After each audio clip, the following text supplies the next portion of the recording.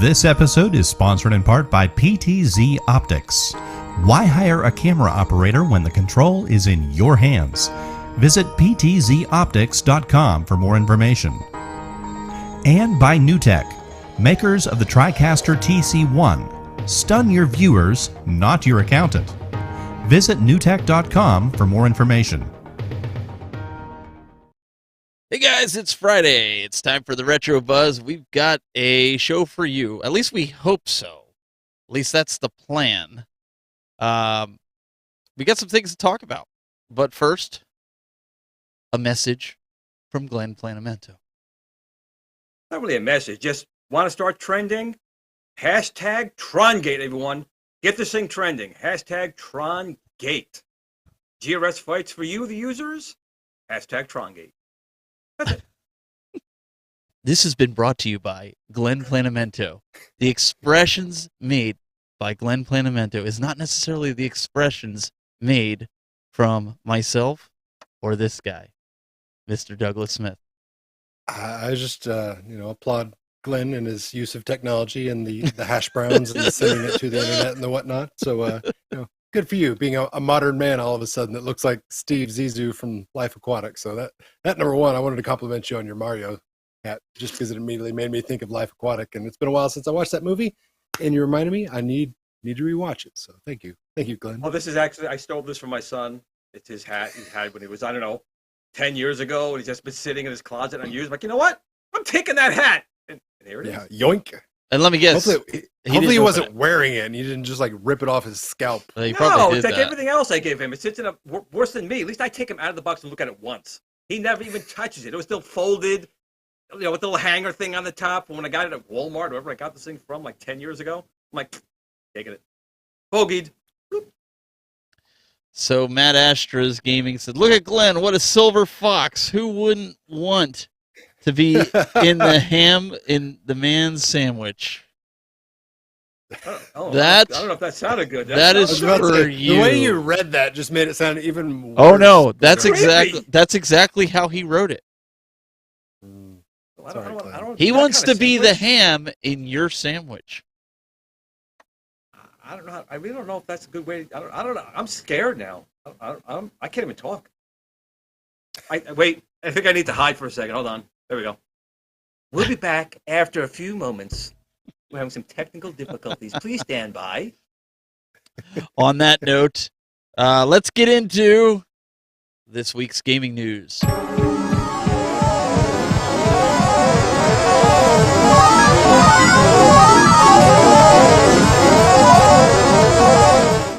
All right, so the big news this week was Sony's acquisition of Bungie. Now, if you're not familiar with Bungie, here's the short and long of it. Bungie, famous for developing the first couple of Halo games, basically putting Xbox kind of on the map, so to speak. Because without Halo, Xbox definitely isn't as successful today. I'm not saying that they don't exist, but obviously without the Halo franchise, Microsoft doesn't have as much competitive advantage to anybody out there, especially in the initial early days. So this is a big kind of knee-jerk reaction, at least it feels that way, because 2 weeks ago we were talking about the Microsoft/Windows acquisition of Activision and Blizzard, and oh my god, what is Sony going to do? Who are they going to buy? How are they going to respond? Well, didn't take long.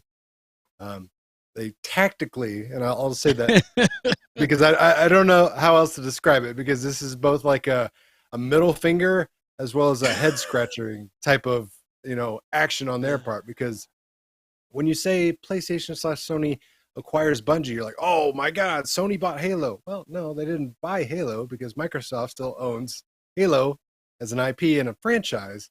What Sony acquired was the game development arm of Bungie, who's now famous for working on the Destiny franchise, which is successful, but by no means as successful as Halo. So for the low price of $3.6 billion. That is a steal. They've essentially acquired the Destiny franchise. I mean, obviously there's more to it than that, but from the top-down 20,000, 30,000 foot perspective, it looks like Sony just paid $3.6 million to own Destiny. Well, I mean, Bungie did start with Halo, but Halo, I thought, was now like 123 Studios. Someone else was doing that now. Bungie was out of it. weren't they? Yeah. Yeah. So when Bungie separated itself, Microsoft said, "Okay, we'll buy it. If you guys want to do other things besides Halo, that's fine." And they went their separate ways. They rebranded because they obviously are not going to go by Bungie anymore. So they made up a new studios like 343, and that is essentially the makers of Halo now. It is not the Bungie team, the original creators. Right.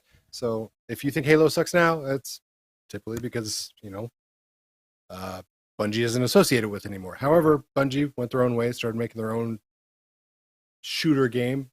Not exactly a Halo clone by any means. Different, but for all intents and purposes, their own version of Halo, which is the Destiny franchise, which is now on its second iteration. Do you think, though, that I agree with you, that was a knee-jerk reaction that they did. This was a knee-jerk sale all the way across the board. But do you think that they're doing this in case, because there's a lot of Xbox, from what I've read, there's a lot of Xbox players who love Destiny, that they're going to use this as a bargaining chip if Xbox says, you know what, we've honored the terms of the contract, Call of Duty is going to be exclusive to Xbox. Sony wants to say, this is our ace in our hands, so to speak? Or do you think that it's just, they just want to show that they're dominant too and they have money to spend? I mean, I think it's a little bit from column A and a little bit from column B, but I think you do bring up a good point. It is a nice tactic, so to speak, a business tactics, so they can quasi-defend themselves in case the future fear, which everybody that immediately heard the Microsoft acquisition of Activision and Blizzard, said, oh my God, they're going to pull Call of Duty and all these other games and make them Xbox exclusives, and I'll never get to play it on my PlayStation. Well, if they've got another cross-platform game like Destiny that a lot of Xbox users are fans of, then PlayStation can say, hey, the moment you guys try to pull the rug out from under us, we're going to do the exact same thing under you. The ball still is heavily in Microsoft/Windows' court on that one because they have a larger piece of the pie, so to speak, with their Activision and Blizzard acquisition. However, it is very apparent now that it is essentially a war, not necessarily a let's put the other one out of business, right? But is now a full-on game of stratego, so to speak, or risk, whatever you want to fancy it. But this is now a tactical business acquisition, field, so to speak, and there's going to be several more in the future. I guarantee it. They're not going to just stop here. I will say I was really shocked at the price point at $3.6 billion for Bungie. Yeah. Obviously, I'll be the first to admit I have no idea the staff, the expenses, all the things that go into these type of acquisitions, but just my immediate reaction to hearing Sony bought Bungie for $3.6 billion, I immediately thought of years ago when Disney bought Star Wars for $4 billion. Now, which one of those sounds like a deal to you? Obviously, throw aside inflation. Probably but Star Wars, I think. Now, talking to Glenn would say Bungie. Yeah. No. Don't put words in my mouth. You don't know what's up in this Mario hat. Yeah, dude, because you don't like going out Kathleen there. Kennedy, so yeah, you would say Well, that's what I'm definitely. saying. That was a bad thing about it. I mean, they spent it was almost $4 billion. Yeah, $4 billion. Right, yeah. for Star Wars. So it was actually a deal until Kennedy ruined it, and now it's worth like $5. So I'll go take $5 out of PayPal right now and get the back. Although I got to say, I said last week, you guys remember, I was saying Boba Fett was really not my cup of tea. It was kind of sucking, right? That was the poll I did. And I'll say I'm saying it still sucks because it's taking. Oh my goodness! It's taking Mando. Mando is making the show. Oh, and I don't want to talk about the new episode. But so far everything good about it has not been Boba Fett in that show. Tell me I'm wrong. Tell me I'm wrong. Well, let me ask you guys something here, and even chat room. Do you think we're finally going back to the days of the Nintendo Sega wars where there was certain IPs that were just for certain consoles? I mean, I know we kind of there still is that exclusivity, but I think we're seeing it more now than we have probably in what'd you say, the last 10 years? Yeah. I mean, it still obviously exists to this day, but for the most part in the last 10 years, these companies have tried to not necessarily clone, but develop their own versions of the other company's most successful franchises. So where Microsoft has had Halo and Gears of War, Sony tried to do that with, what is it? The freaking, it's so bad, I'm not even going to think of the name of it right now. Tip of my tongue. But anyways, better example would be Forza and Gran Turismo. Simulated racing games, very much in the same vein, both successful for their own franchises, but essentially both companies trying to do similar things where the other one is successful. I don't necessarily think it's a bad thing, though, because Killzone, that was the game. Oh, Killzone, yeah. Killzone. Killzone. Yeah, definitely not a Halo. No, but I mean, if you talk to the original Halo players, they'll say that the original versions of Halo were better than what's out right now. I can't say one way or the other, and I'm not going to say one way or the other because I really didn't get into Halo as much as I have with Halo Infinite. What? No, I never really. I played it casually, but I wasn't like hardcore like some of these guys that play like Call of Duty and some of these other games like where I had to have, even though I have every Halo. It wasn't like I casually played it. I didn't play it online. I played it the campaigns. That was fun for me. Like I didn't do it. The only reason I bought the Xbox 360 was to play Halo. That was, and then Gears. Oh, Gears of War, yeah, that was another. Yeah. That one I like that more than Halo personally, but at the time, those are those titles that are Those are the titles that make those are the what do they call that, the must-have. They're the staples. The killer app. Yeah. Killer app. Mm-hmm. Yeah, that's what you need, and they still don't have that for the PlayStation 5. That still doesn't exist. People are spending all this kind of money for this stuff. No, I disagree there. I think they do. Okay. What is it? For the staple for right now for PS5? What's the killer app, Steven? You said there's a killer app, Steven. What is it? Right now I would have to say Call of Duty Vanguard is the killer. And I'm not a Call of Duty. I'm not a Vanguard fan. I'm not like the Call of Duty not like some Vanguard people in the arcades in 1981. But I would awesome. say it looks really good on that. It looks really good. Vanguard was great. And they brought Uncharted the collection out and that looks really good on it. So Uncharted has been a staple for them for a while. Doug, I mean, Ratchet and Clank, I mean, that's another. I mean, I know that you can get it on other systems, but yeah, from the Sony IP stable house, like they're still kind of in development of their games. Like Spider-Man was their launch title, so to speak, and it was just essentially a expansion pack for Spider-Man. Yeah, that's why I didn't say that one. Yeah, exactly. Yeah. So, Little Big Planet / Sackboy, that was another in-house IP that they did, but I mean. It did well, but it's not near the success or sales numbers of any of these Call of Duties, Halos, or anything like that. So as of right now, I mean, Sony and the PlayStation 5, they don't have that in-house IP. Like God of War is something that is their in-house IP that does really well for them. But I mean, if you're talking immediately right now, PlayStation 5, they just don't have that massive title out there. Gran Turismo, again, another one that's in the works, but it's not why people are buying the system.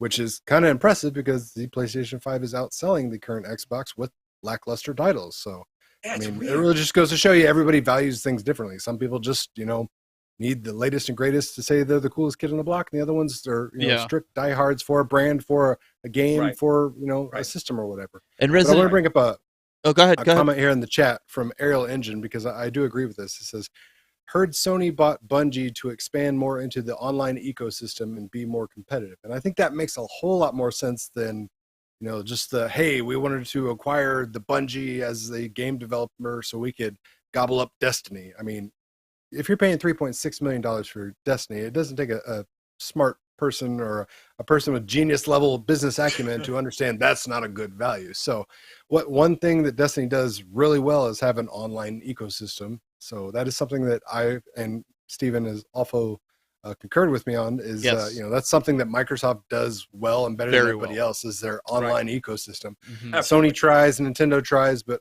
Xbox / Microsoft is far above everybody in that state of speaking.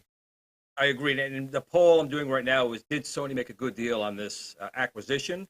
36% say yes, 64% say no. Well, these must be the people who agree with me about Mando. Well, wait a second. Boba Fett shows. It really depends. I agree with Doug in the comment of his chatter. It really depends on the motivation behind it, because we all are sitting here going, this was a knee-jerk reaction. This is a reaction to Microsoft buying Blizzard and doing all that stuff. If their intention is to build a better online presence and work on an infrastructure so your credit card's not getting stolen every 6 months and that, they're not getting... hey, I'm being real. Any PlayStation people... I know you are, but this is true. legit. People don't forget. Yeah. This is... Okay, so if that's the case, then then Sony, kudos to you. Then that's $3.8 billion well spent. If you're just buying these companies just to basically say, we're in this game, we're going to fight tooth and nail with you, then I think it's the wrong way because, like you said, Doug, there's so many other companies out there that they could have acquired. They didn't need Bungie. Yep. Right. Correct. Angry Birds is out there, man. Buy them up. Come on, Sony, buy up some Angry Birds. I heard they're big. And who do we got to talk to about getting Pong? Yeah. Yo, I will buy PlayStation 5 if they come out with a licensed Pong. Right oh there. my goodness. Put it out there. Well, hey, Arcade 1-Up's got one for sale. You can go get theirs. I think they dropped it $150. So now you're I instead of paying an inflated price of $600, now you can pay $450. You know, and it looks like it's a good cabinet. I did buy the small one, which was okay. Yeah. You know, the small tabletop one. But it's a nice looking cabinet. I mean, I'm going to be honest. The Tron cabinet that they came out with is a nice looking cabinet. That joystick in there, I don't know. That seems pretty awesome if you ask me. I'm just saying that the joystick in the Tron cabinet is pretty sweet. I'm just saying. Hashtag Trongate. So I how do you follow that one up? That's not how hashtags work, but all right. But I honestly think, though, that we're going to start seeing these IPs pump out. Like Resident Evil Village for PS5, I got that. Really great game. If you haven't played it, you need to get it. There's a bunch of games that I have that I've been playing. Dying Light 2 just came out. If you haven't played that, the first one, I have that for Switch. I've been playing with a couple of friends because that's the only platform that they have. That's if you like the end of the world scenarios. So there's some different titles out there that, you know, are not exclusive by any means, but they're starting to show the power of the PS5. Uncharted is one. You were talking about, like, why do you need the new console? I have a Thief's End for PS4, unupscaled, if you will. And when I put in the new one, it's like I'm sitting there watching a movie, man. Like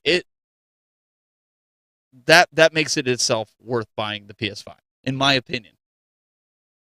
Assuming you can find one. Well, now they're starting to, I don't know about where you're at, but around where I'm at, we've actually had a couple shipments as of recent. My brother happened to pick one up too. They're getting like 20 or 30 in at a shot. They're putting out these scalpers. Don't buy from a scalper. Just hang tight. Don't. I got my Xbox Series X. I didn't pay a scalper. But I think this year should be the year that we consider it their launch year because COVID really messed them up. It always takes a new system. It takes the developers at least a year to start really learning what it's capable of, how to code for it, how to develop for it. So that's why those launch games are always kind of like fluff, so to speak, just because it's like, hey, we just treated this like it was the last generation console. Yeah, it's got more horsepower, which means it might render things that we made quicker, but we didn't really know how to, utilize it because we were only given X amount of time to work with it. So I always treat the first year of a console launch just as its, infancy period. I don't expect it to blow me away by any means. Well, and I mean, think about it when the Genesis came out and you had the Nintendo, Sonic, I remember watching the commercial for Sonic the Hedgehog and I was like, dang, I don't know how you would control that. He's moving so fast on the screen. Do you guys remember seeing that? Like when they'd have him going, and they even slowed it down. On the Sega, like I said, it blew you away at the time. Like, Mario was a fantastic game, but you went from Mario to Sonic, and it was just like a night and day. You're like, I didn't know video games could move this fast. I'm about to have a freaking seizure. I mean, even fighting games, you go from playing the original WrestleMania, which was almost 2D on the Nintendo, to playing this fast-paced WrestleMania the arcade game, like Super WrestleMania. I forget what it was called. That's what it was for the Super Nintendo. Is that what it was called for the Genesis, Super WrestleMania? There was like Royal Rumble. And Raw, I think. They named it different, but it was essentially the same game, but had Papa Shango and I think Ultimate Warrior on the Genesis version, where Super Nintendo didn't have it for whatever stupid reason.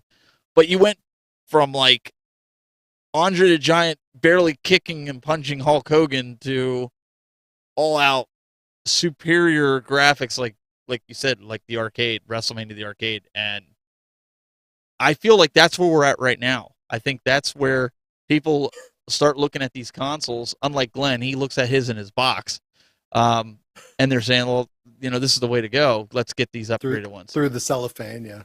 Yeah, is that what you do, Glenn? You know I do, and I'm proud to say it. I don't know. What's this on now? They also don't want to just take Bungie and work on online play, but rumors are they're making movies. What is this? Well, I mean, that's another thing. It's like we don't necessarily know all the nitty-gritty details of this deal. Like I said, all we have is that like super high altitude view of, did they just buy this to get Destiny or online games? Like, well, number one, sure, that's part of it, obviously. Number two, Bungie could have a new IP they've created in-house that is literally, rearing to go and, 6 months away. And Sony's like, hey, we want that. We want all of it. We want it to be our own, so that could be its own thing. And there's the other arm of it. Sony is a multifaceted technological corporation. They don't just make the PlayStation. They make electronics. They do, movies.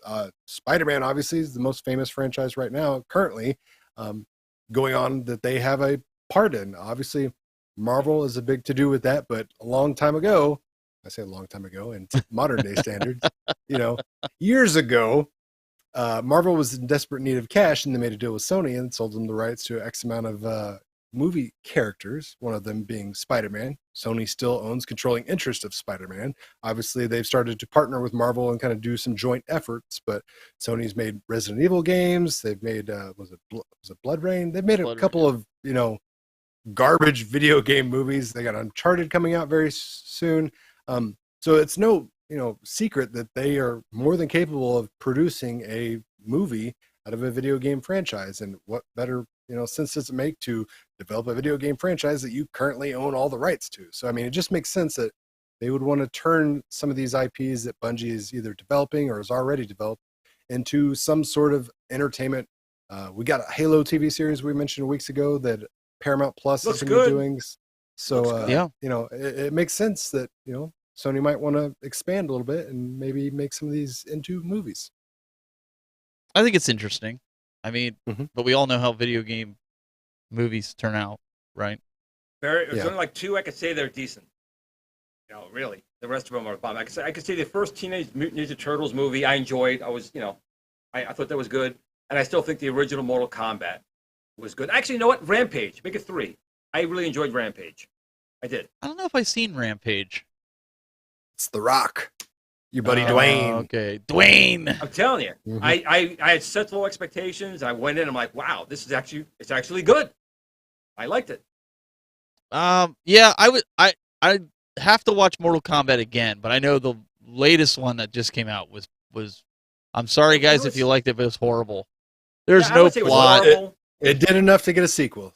So. Yeah. It was a low bar. Yeah. It wasn't horrible. It was now over top with the gore and the story and the characters. The main characters. The lack of story, is that what you said? Yeah. Okay. That's what I was checking. The first Mortal Kombat that came out was good. The second one was kind of weak, and the TV series, there was like 2 TV series that came out on like TNT. It wasn't very good. It seemed rushed. Like I felt like it rushed into like Mortal Kombat, how it started, rushed through a single fighting scene that it was leading up to, and then it rushed the ending, and there really wasn't any time for a story in between it. I felt like you were just like, it was like bam, bam, bam, bam, bam. Anybody else feel that way?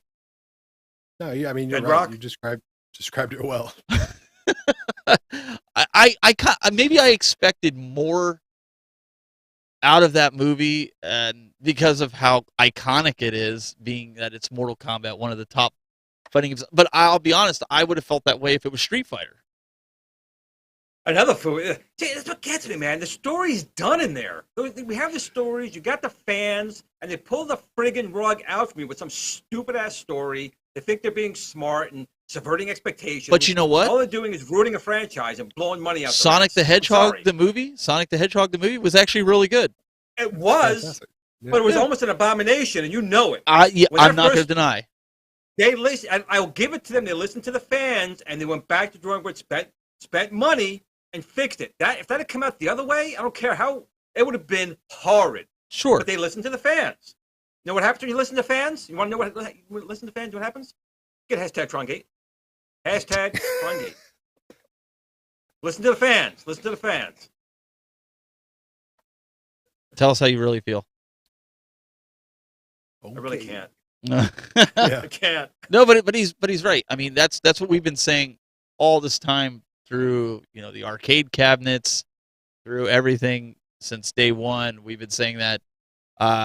Doug, we said that about, even though they pulled it, WrestleMania, WWE 20. What was it? 2K20. 22. The original 20 was the garbage one. Yeah, the one that gave everybody their money back that wanted it. The fans are like, this is absolute trash. They didn't put one out in 2021. They held it for 2022, and 2022's looks phenomenal. It looks awesome. Let's hope the gameplay stays with it. Looks can be deceiving. Yes. And they typically are, given that company's track record. But yeah. But it looks promising. It looks promising. Yeah. I mean, it does. It can't be any worse, knock on wood. So I guess it's like anything here. We're not by any means telling you guys to run out and buy the latest and greatest console. We're not telling you to do that. I'm just saying over the next 3 to 6 months, I think you're gonna see each console cement itself. Now, when I say console, I'm talking about Xbox or PlayStation, because Switch has already been doing phenomenal. We'll get to that later, but I think you're gonna see it cement itself of why you would want each one of them, right? Well, I got to ask you guys this, because you guys have these systems, right? Yeah. So with the Sony, I know at least the Microsoft one, there's some games out now, but on the PlayStation one, why spend that kind of money or pay scalpers the money you're paying? What are you getting out of this console? I know probably upscales PlayStation 4 games, maybe it looks nicer, but is there really a reason to spend that kind of cash on that console right now, other than saying I just want it? I think at this point in time, because they're so hard to get, if you find one, you should buy it because of what's coming. Over the last year, if you would have asked me this question, I think it falls into the same arena that most people have with these arcade one-up cabinets that are coming out, that games that they'll play for a day or two, they get the FOMO for the cabinet, they play it, they're like, it's great, and then it sits in their game room and collects dust. Like Tron. Not put a bag on it. Unless you put a bag on it. And listen, I'm not shooting on people that like the Tron game. I'm just saying the majority of them like the look of the cabinet.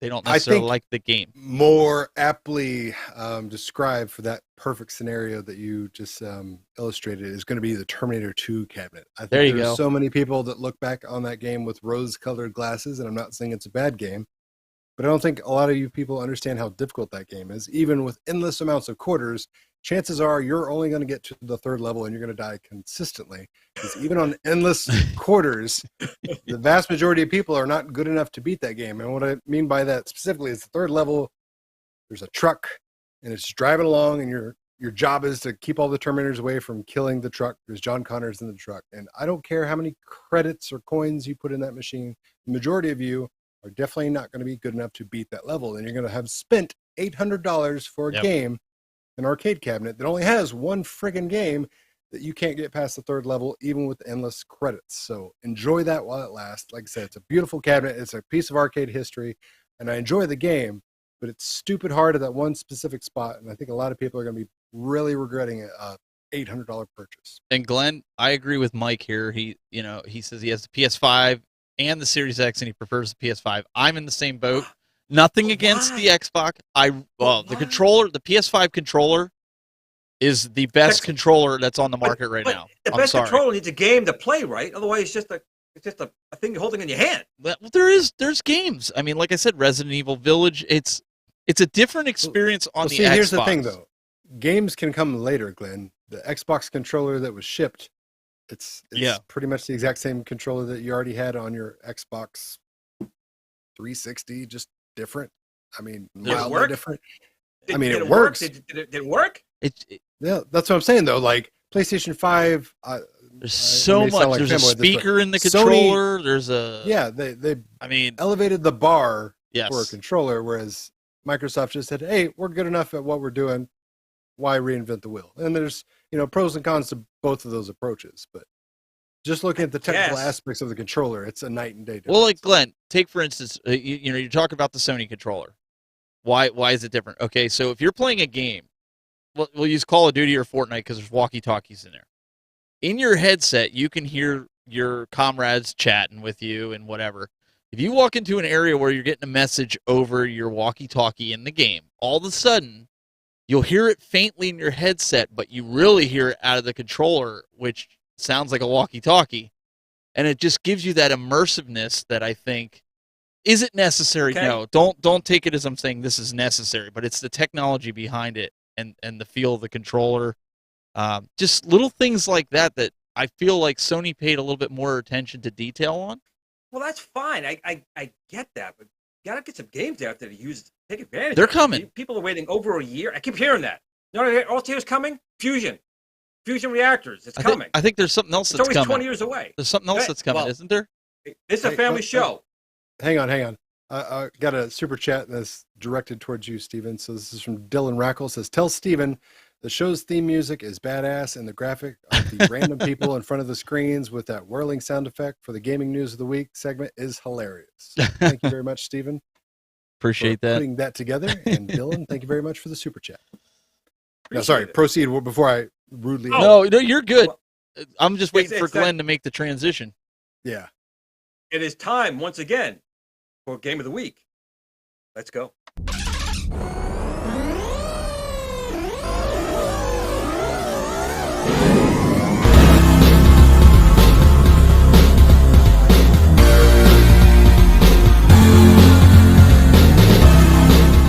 Hi everybody, it's time once again for Game of the Week. And what game we're looking at this week? It's Bally Midway's Blueprint. Blueprint is an arcade maze game released in June 1982. It was developed by Ashby Computers and Graphics and licensed to Bally Midway. Ports of Blueprint were published by CBS Electronics for the Atari 2600,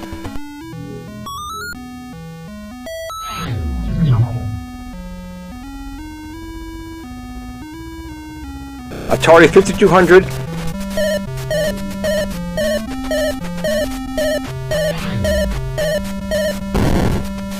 and the Commodore 64 back in 1983.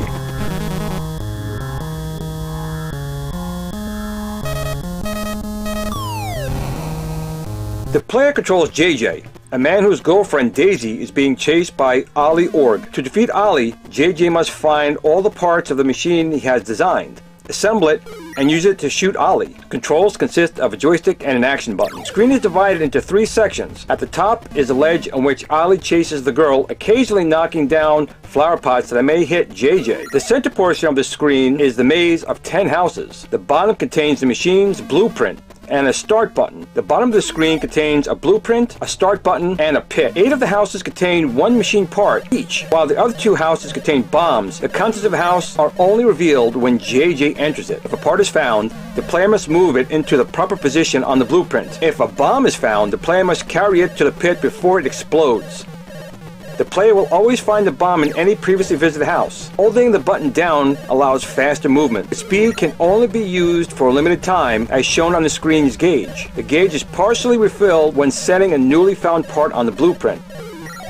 Once the machine is fully assembled, JJ must step on the start button and then climb aboard the machine. The player must now use the joystick to maneuver left and right and shoot balls upward. If Ollie is hit, he falls down and the level is complete, with the bonus points awarded for each flower pot remaining on the ledge. A new level begins with the houses in different configurations.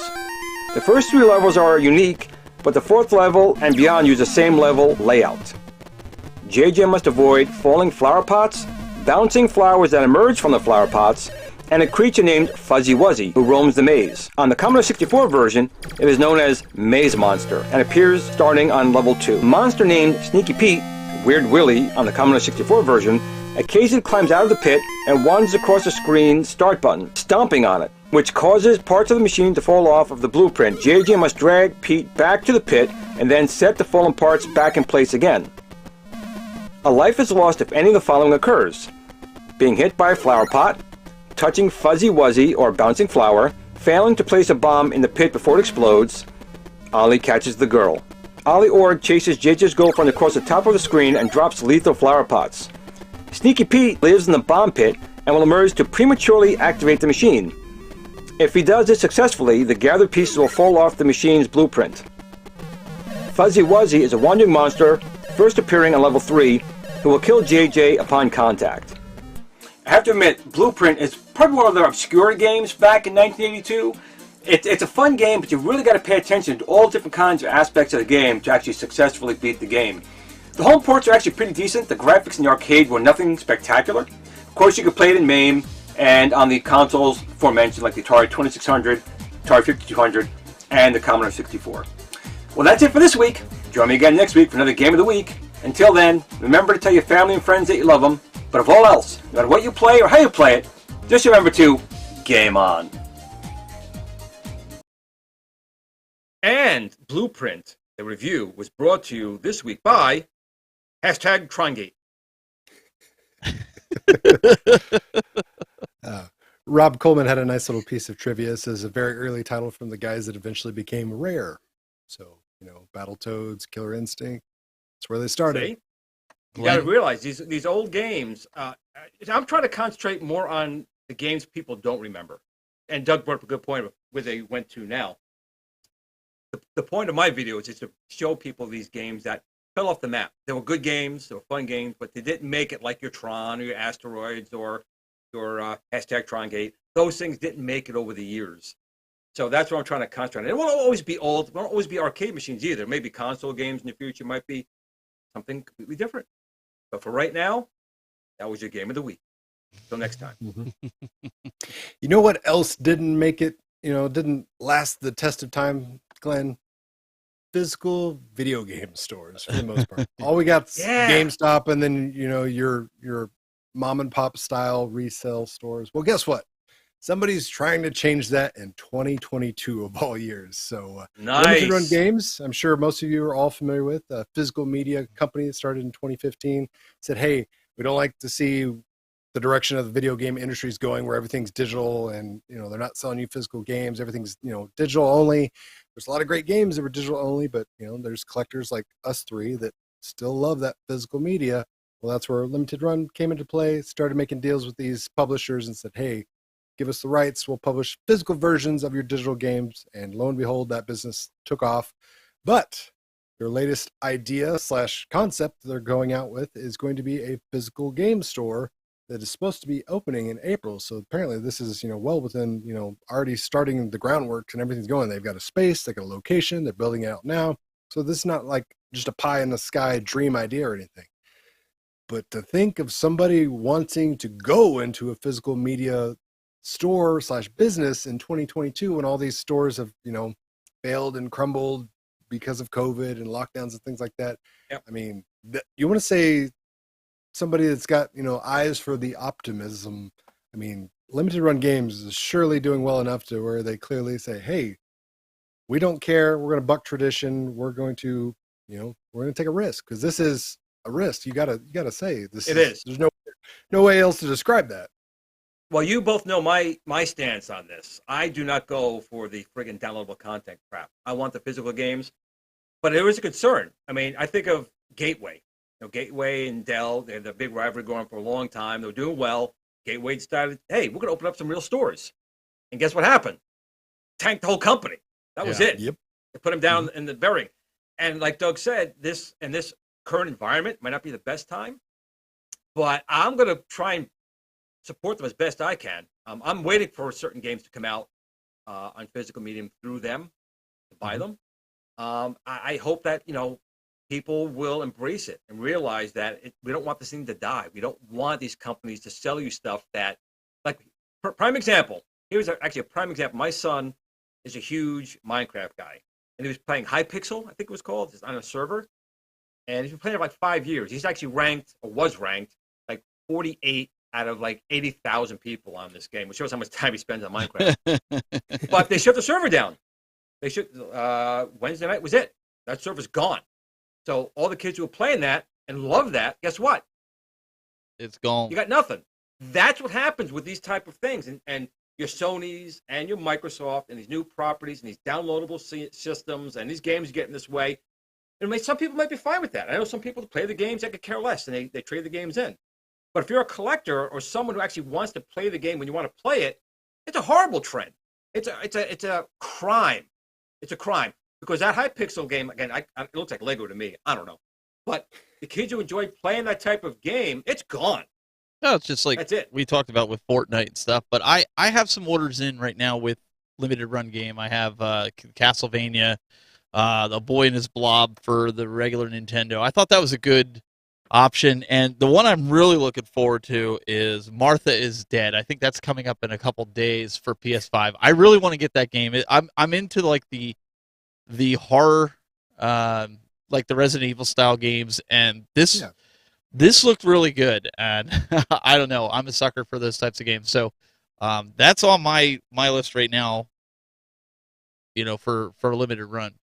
Yeah, it'll be interesting to see how this plays out for him because, I mean, we already mentioned it. It's a huge risk, and another thing that is kind of a not necessarily a red flag, but a thing that makes me raise my eyebrows is if you were going to open a physical video game store in this modern day, just hypothetically, gentlemen. What city or area would you guys open it in? Steven? I would probably say New York. I would say Okay. where is it? Where's the Apple Store downtown? Is that Center Square or what is it? There's a couple, but there's one right the big right in glass Times one. Square. Times Square. That's probably Yeah, where I'd right put it downtown in Times Square. Because Glenn, how about you? Where would you, hypothetically, if you were going to put this store somewhere, where would you put it? Well, again, if I'm in New York, so I'm going to always say New York, but like New York or Los Angeles, Yeah. the big cities that has potential to get a large amount of traffic in it. Yeah. Gotcha. Well, they didn't choose New York. They didn't choose LA. Didn't choose Chicago. Didn't choose Houston. Didn't choose Miami. Cary, North Carolina. That's where this store is opening. Cary, North Carolina. What? Ah, Isn't that where the Wright brothers first took flight? Oh, that's Kitty Hawk. Never mind. Yeah. So I mean, obviously there's pros and cons because I'm sure that the rent of this retail place in Cary, North Carolina is pennies on the dollar compared to where it would be in New York or LA or something like that. So to that it makes sense.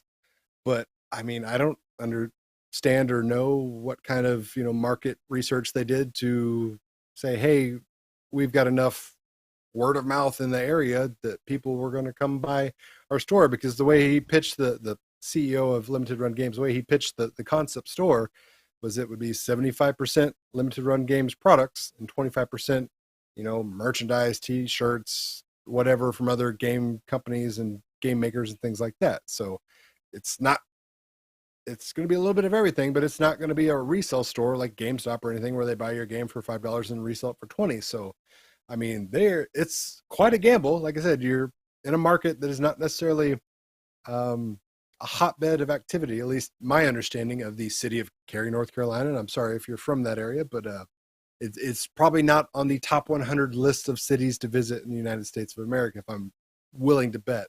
So to hear them gambling on that and then gambling on the concept of the store just being predominantly their own product and nobody else's, Yeah. I mean, that's a lot of ifs. I would have thought they would have done some kind of poll. Glenn likes to do polls, and I would have thought like Chance on him, great too. TiVo 67, he suggested Portland or Austin. I think would be good fits. Portland Game Expo, stuff like that. Yeah, Yeah, Seattle. I would say probably would have been my second choice next to Times Square because Austin is number one, Austin. number two of the hipster movement, so to speak. So I mean, that would be a good place. But yeah, you got to Cary, do a North poll Carolina. to see where the most retro games sales are. I mean, I guess you wouldn't put it in a heavy digital area where people are just getting digital games. You're going to go out of business. It's never going to happen. But I guess I wonder, like, what their, mandate is there for, like, wearing masks. Maybe it's more relaxed there, and people are more free to walk around that area. Maybe. It's not that way here, so maybe that'll just help to them give out. you some perspective from the Google machine, Cary, North Carolina is the 7th largest municipality in North Carolina, and its population is 166,000 people. So my question for you, Doug, is there a plan for them to open up more stores? Like, or is this going to be open for like a year and then they see how it does? And then all of a sudden, like they start opening and popping them up all throughout the country. So I don't remember seeing any kind of mention of like franchising in the original article, and I don't blame them. You're getting a little ahead of yourself if you're talking about franchising before your first store is even open. So I would assume, one would assume anybody that opens a physical brick and mortar store would have the pie in the sky idea to branch off and open more. But obviously that's all going to depend on how well this one does. Personally, I love limited run games. The biggest criticism I always have for them is like you buy something and you get it 9 months later. Yes. So is it going to be? I don't know what kind of inventory they're going to have in there. If it's the games that nobody wanted that didn't sell out, because typically anything you order from them, like I said, you get it 6. No, it's going to be cardboard cutouts. Earliest. It's going to be cardboard cutouts sitting on the shelf. Reservations. It's like, hey, let me go to the back, and I'll come back 9 months, and I'll give you the game. Right. Like, I gotta let that baby gestate, right? Mm-hmm. That's a great question. I'm rooting for him regardless. Maybe we need to get. There's a lot of things that just make this sound like, bet on black, bet on red, 50-50 shot to me. You know what I'm going to do? I'm going to reach out to limited run games, see if I can get any kind of information on. Maybe we can get them on the show. Get them on the show. Let's get them on the show. Yeah, and get them on here and see what they're getting, because they got to have a game plan. I understand what you're saying about franchising, Doug. I do, but I would still be curious to hear what the future goal is if they're willing to share it. Like, hey, I mean, they've got a roadmap, they've got plans. Exactly. I mean, they've got a strategy. Like I said, we're just looking at this from the top perspective, and there's so much more involved. And somebody mentioned like probably has to be a tax-friendly state. I know Georgia is extremely tax-friendly. So I mean, there's lots of different angles that this could, be involved with that makes us more understanding from a business sense. But just we're just talking armchair quarterback businessman type of stuff, saying, hey, it's kind of weird, it's kind of cool, it's kind of weird. Either way, I do hope it works. I hope it works too, because we definitely need something like that to keep the physical media going. Wow, see, that's weird. That was 3 out of 3 judges all agreed. We agree. Usually one judge has to say no. We're all saying yes. Well, these subjects tonight are like spot on. In fact, until Doug put the story in here about this fraud for Guitar Hero, because he almost made me because through the fire and flames, man, I watched this kid play it, man. He like destroyed it. Yeah, it's so I thought. Interesting. Oh, that's the thing. It's an interesting story because come to find out, we'll just call him the most. I don't want to call him like world champion of Guitar Hero because that's not really a thing, and if it is, it's not a title this guy has. But probably the most prominently known Guitar Hero player in the Guitar Hero community. Well, it was revealed that he's been essentially duping everybody and being a little disingenuous with his content and his uploads and his proving of how exceptionally good he is at Guitar Hero. He got exposed this week, and then he actually came clean, which is something I never thought anybody in this modern age would do. He owned up to it, said, yeah, a lot of what you saw from me was doctored, was, edited, was faked in some way, shape, or form. It's like, I've been doing it for years. He's like, I'm a fraud. And he shut down everything on his social media and apologized. And, props for him for owning it. But it goes to show you how people's mentalities and egos and all that thing can get twisted with social media and internet fame and reaction. And people start doing things for the wrong reason. Because by all accounts, this person, I think his username was Shmooey or something like that. I don't follow the Guitar Hero crowd, so I'm not familiar with I didn't even know there was such a thing. So exactly, okay. But regardless, this guy apparently, by all accounts, has been to certain like conventions and things and performed live and pulled off exceptional feats. So for all rights, he is a good Guitar Hero player / performer. But that wasn't enough for him. He wanted to be the best, and he wanted to prove to everybody that he was better than everybody else, and he started doing that by illicit means. Essentially, he was using the PC version of Guitar Hero, slowing down the game, playing it at whatever speed he felt comfortable with, and then recording his webcam and then splicing them together and doctoring the speeds back and forth to where they synced up.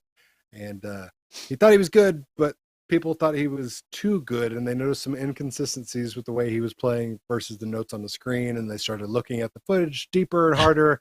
And wouldn't you know it, the internet being the internet, having all the exceptional time on their hands, they decided we're going to expose this guy. So that's what happened. TMT Mixes says cheating is the word you're looking for. Oh, 100%. Yeah. I mean, he was cheating, but that's the thing. Like, it's such a weird thing because it was like, to my understanding, he was cheating, yes, but he wasn't like winning competitions and prize monies. He was just literally lying to people and, basically trying to prove that he was better than everybody else without any sort of like, I don't know, accolades. Because like I said, he wasn't like the Guitar Hero World Champion. He didn't win $50,000 prize package here or anything like that. He was just a guy uploading videos on the internet, looking for internet fame in all the wrong places for all the wrong reasons, and he got it in spades. I tell you. I thought all you had to do Okay, is Steven. upload Arcade 1-Up videos for internet fame. I thought that was the yeah, go-to. you can do that. There's 1,000 people doing it these days. Yeah, and there's 1,000 people doing it for the wrong reasons. That's fine. If it makes you feel better, great, do it. If it makes you feel good before you put your head on the pillow, that's fine. Do what you got to do, but do it for the right reasons. Yep. Practice. If you want to be the best Guitar Hero player in the world, Practice. just practice. Don't take shortcuts. Nobody's impressed by the guy that took the helicopter to Mount Everest. Nope. You know what happens when you take shortcuts? You want to really know what happens? You get hashtag Trongate. You get hashtag Trongate right there. Take a shortcut, get you hashtag Trongate right there. That's a shortcut. Mm-hmm. So now, I got a comment from Rob Coleman. Says, can I do a random shout out for New Wave Toys? Received my 1943 sticker pack today. Didn't ask for it and technically shouldn't be entitled to it as it's not licensed for sale in the UK. So amazing customer service on the part of New Wave Toys. We've had them on the show numerous times. We're all a big fan of them. We've spoken highly of them. I will speak highly of them any day of the week because I think they do an amazing job with their products and their customer service. Glenn, I know you put up a video covering this sticker, and we mentioned it previously. Yeah, that was Stickergate. Yeah, that was Stickergate. And, it's one of those things, Shiloh, he's the CEO of New Wave Toys, and he's very passionate. He really is passionate about it. And this is just something that somehow just got under the radar. There was an error in the midway wording on the decal, but all the machines had already been sent out. So he sent a decal out, and me, you guys know I'm a freak when it comes to stuff like that. It's like it's not perfect, and I start like having compulsion and stuff. So I was a little worried, but Shiloh sent it out and said, put this on and see if you can do it. And it really was not difficult. It came out really, really well. It took me like 5 hours, by the time I got the measurement and everything right. But it turned out pretty well. And, New Wave Toys has always tried to step up to the plate and own if there's a mistake. And they've done it in the past, and very rare. Like some things with the BIOS that you can update the firmware on the machine to fix things. But the decal one was a big one. Some people are still choosing to leave the decal as it is versus even putting anything on it. They said they don't care. But it's really, if you do get the decal, it's not hard to do. And real quick, I did get a super chat. So again, I'm having little tingles. I get spider senses with these super chats. This is from Juan. He said, want to give me a super chat 2 weeks in a row? You guys put on a great show every single week. Thank you, Juan, very much for that. Really appreciate it. But super chats are really not necessary. We're not in here for super chats, but we try and read comments and show comments as much as we can. But again, we thank you and appreciate it. Absolutely. We have another story here, real quick, with Nintendo Switch, Doug. Yeah, so I mean, we've spent a couple of weeks talking about Sony versus Microsoft. They're buying this company, they're buying that company. Meanwhile, Nintendo's off to the side just burning money because they are making it hand over fist, not buying anybody. They're just selling their stuff. So probably not a really surprise to anybody, but guess what? Nintendo Switch is now their most successful home console of all time. Yep. Outselling the Wii, which sold stupid amount. Like the Wii, for a lot of people, probably nobody thought was going to get passed because it hit that weird like middle ground of, hey, the kids love it, mom and dad loves it, hell, grandma and grandpa love it because it had such that wide family appeal for its diverse game lineups and things like that, proving it didn't need to be the most powerful, didn't have to have the most frames per second, just had to have good games. So Switch, very much in the same vein. Not the most powerful system on the block, even with the updated OLED version.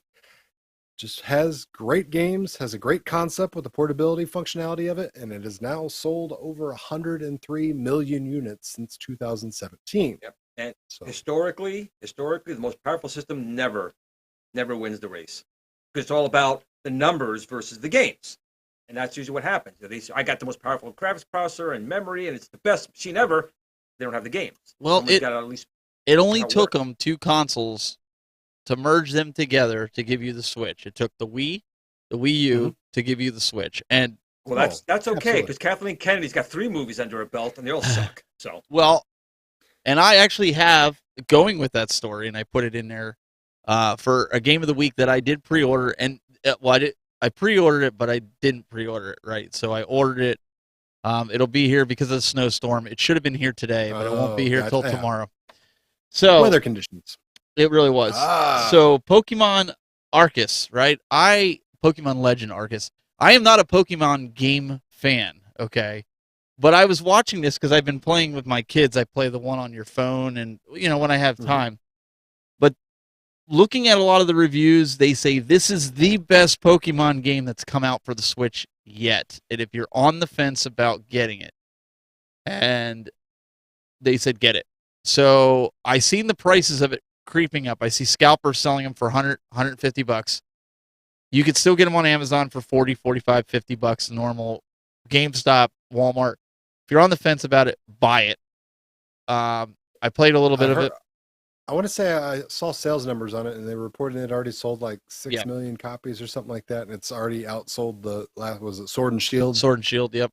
Yeah, so I mean, clearly people are excited about this game. So, well, and like I said, once I get it, I played it in the demo in the store. Once I get it, when I get some more time with it, I'll let you guys know my thoughts on it. But again, I'm not a Pokemon person, but I like the whole you're walking around as a character, not just you see, them just sporadically pop up and you're throwing a ball, kind of like a third-person shooter type of a scenario. I think this is very Zelda-esque. Now, there was some people saying, like, okay, for the Switch, they could have did better on the graphics. Okay, but it's a Pokemon game, and to me, it looks reminiscent of a Pokemon game, right? I mean, everybody's got their own expectations of what things should look like and how they should play. But I mean, to me, this looks like a Switch game. Like, it doesn't look underwhelming. It doesn't look overwhelming. It looks exactly how I would envision a Pokemon Switch game. So as long as the gameplay is there, that's all that really matters. And the fun factor. That was the other thing that they said, that it's actually a fun, immersive game. And that's what I was looking for in this. So Pika Pika. Catch them all, Steven. Catch them all. You know what? I'm going to try, and hopefully, we end up having a good review on it. If you in the chat room already have it, let us know in the comments what you think of it, for one. On any of the chat rooms that you're in. Maybe you've already played it. Maybe this is something that you've been on the fence for. And I'll be honest, I was on the fence for it. Just because I don't really buy the Pokemon games because I don't know. I guess maybe the phone kind of made it boring for Pokemon me. Go? Yeah. Yeah. I mean, you can only get so many trespassing, citations before your love for Pokemon Go dwindles. Yeah. It's funny with people with their cell phones going around. That's happened, man. Oh, my kids were doing it for a while. I gotta go in this building. There's a Pokemon. It was an epidemic for a while. I mean, there was news stories almost every night, it seemed like, about somebody doing something they weren't supposed to for a legendary Pokemon that was in somebody's backyard. Yep. It's like, wow. Imagine getting shot in the face over a Pokemon. Yep. No, and people are relentless with it. So, I don't know. We'll see how it is. There's a few other games that are going to be coming out that I'm going to try to pick up as they come out, and I've been trying to do this like once a week, get a new game alert. And I know I didn't do this, but I'm going to do this just for that one guy that was in the chat room. So.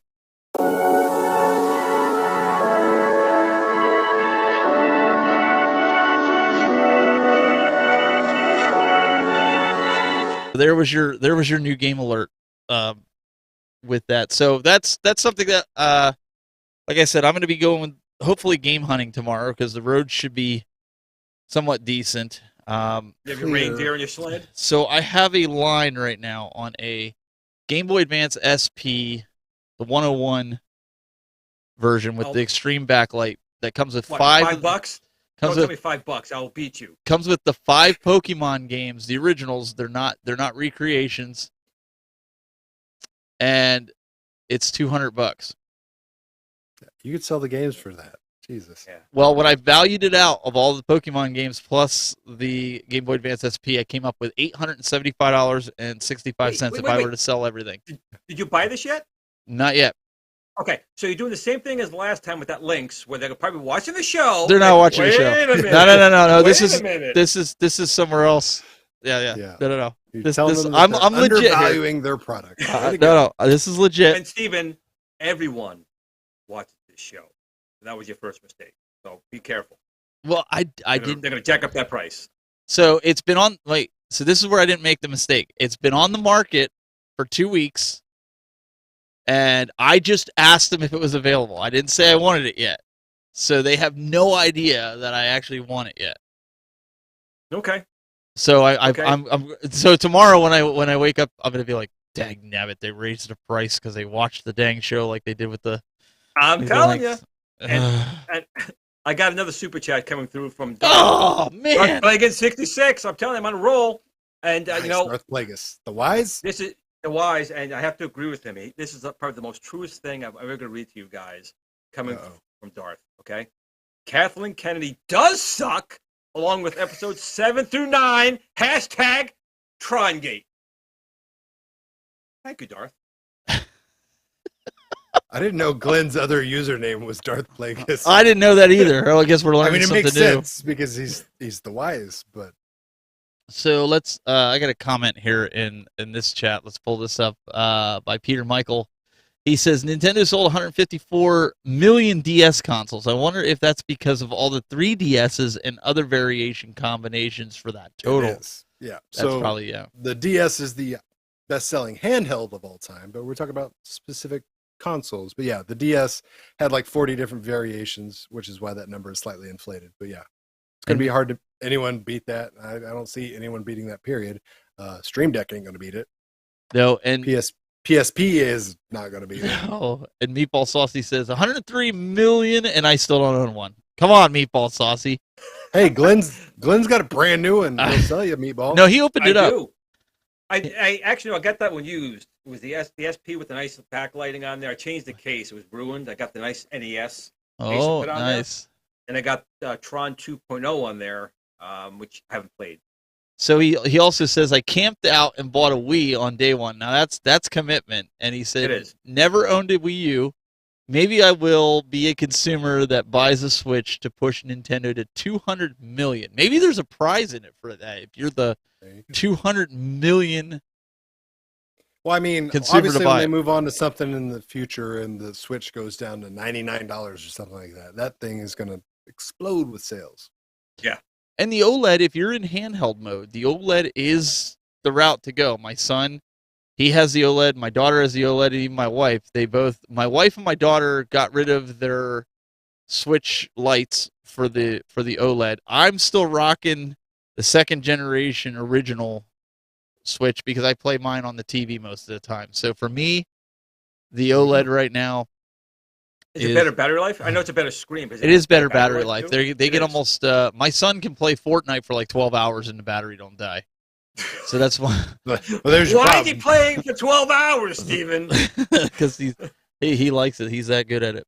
So I don't know. I guess it remains to be seen what Nintendo is going to do and what all these companies are going to do. But we're going to continue to bring this to you week in and week out. Mr. Douglas Smith, youtube.com/cooltoy. Instead of cancel culture, he wants it to be cancel cool toy. Yeah. So Don't cancel everybody else. Just cancel Cool Toy. Unsubscribe to him. Don't follow him. He's a charlatan. He's rusing the community. Just get rid of him. And now we interrupt this broadcast to bring you a special news bulletin from Glenn Planamento.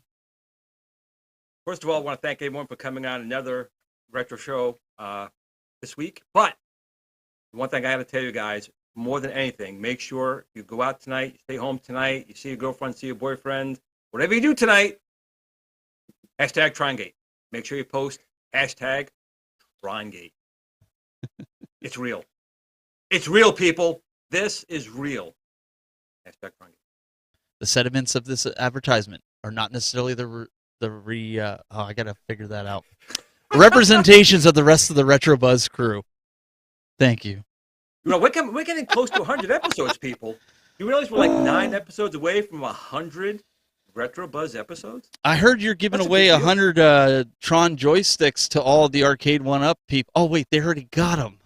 They already Got them. They came boxed with it. I forgot. I'm sorry. Yep. But what are you giving? What are you giving for free? We got we got to think about this. This is a big deal. RetroBuzz being 100. That's a big deal. It's like my age. I don't know. We'll have to see what we could do. Maybe there'll be some software things that we could do. I don't know. Anyways, 9 episodes away. Actually 8 episodes. This one's in the can. So Yes, in the can. This one's in the can. So guys, we really appreciate it. We'll see you next week for the Retro Buzz on Friday. Until next time, keep it buzzing.